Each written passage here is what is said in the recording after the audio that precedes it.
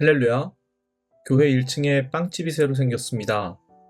아침마다 건물이 온통 빵 냄새로 가득합니다. 1층 로비에도 엘리베이터 안에도 그리고 3층 교회 안 십자가 아래에도 아침이면 을의 빵 냄새가 자리하고 있습니다. 손님이 없을 때도 분명히 있을 텐데 변함없이 아침마다 빵 냄새가 풍기는 것은 주인이 상황을 보며 낙심하지 않고 계속 빵을 굽기 때문이겠죠. 신앙에도 꾸준함이 있어야 함을 빵 냄새를 맡으며 배웁니다. 상황에 일희일비하지 않고 매일 말씀을 읽으며 또 기도하며 꾸준히 나아갈 때 주님이 풍성한 은혜를 더하실 줄 믿습니다. 우리가 선을 행하되 낙심하지 말지니 포기하지 아니하면 때가 이름에 거두리라.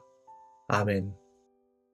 오늘의 말씀은 창세기 32장 6절로 8절 그리고 11절의 말씀입니다.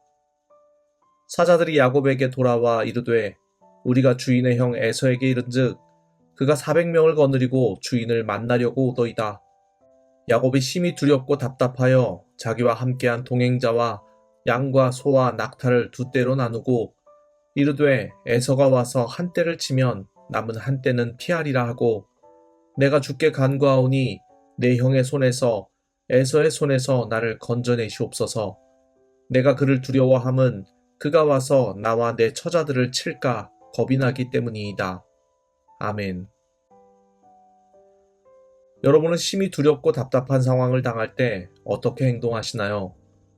오늘 본문에 보면 야곱이 심히 두렵고 답답한 상황을 만납니다.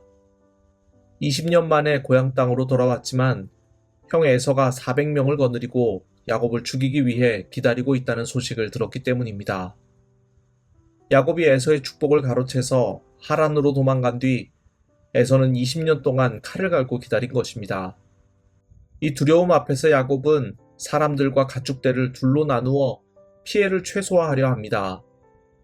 앞서 2절에서 마하나임, 하나님의 군대가 함께하는 것을 보았는데도 여전히 인간적인 술수를 앞세우고 있는 것입니다. 한 떼가 공격당하면 나머지 한 떼는 도망가려는 속셈이었던 것입니다. 꽤 많은 야곱의 본성이 그대로 드러나는 모습입니다.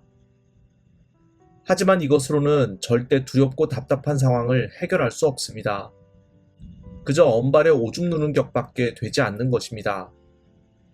두렵고 답답한 상황에 임시방편으로 두 떼로 나눌 뿐 두려움은 여전히 남아있고 에서의 군대가 공격해오는 상황은 전혀 달라지지 않았기 때문입니다.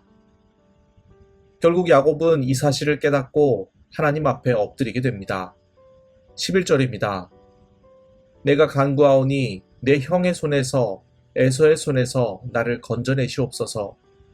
이 간구를 하나님께서 들으시고 에서의 마음을 움직이셨고 결국 형제가 화해하는 은혜를 더하여 주십니다. 하나님 앞에 엎드려 기도하는 것이 진짜 해결의 열쇠인 줄 믿습니다. 우리는 두려움과 답답함이 몰려올 때 어떻게 행동합니까?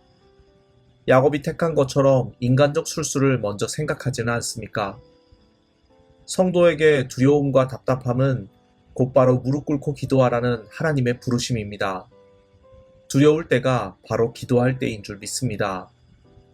시편 55편 22절에 이렇게 말씀합니다. 내 짐을 여호와께 맡기라. 그가 너를 붙드시고 의인의 요동함을 영원히 허락하지 아니하시리로다.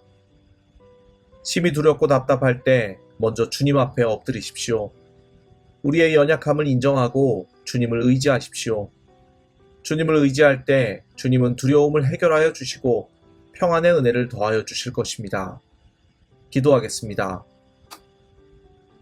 오늘 말씀을 통해 야곱이 두렵고 답답한 상황에서 하나님께 엎드림으로 모든 문제를 해결받음을 봅니다. 주님, 심히 두렵고 답답한 상황 속에서 우리가 인간적 술수에 의존하지 않게 하옵소서. 먼저 하나님을 의지함으로 그 앞에 두 손 모아 기도하는 자가 되게 하옵소서. 그리하여 하나님께서 도우시고 해결하여 주시는 은혜를 누리게 하옵소서. 5월을 맞습니다. 이 한 달도 주님께서 지켜 보호하여 주시고 강건함으로 붙들어 주옵소서. 예수님의 이름으로 기도드립니다. 아멘.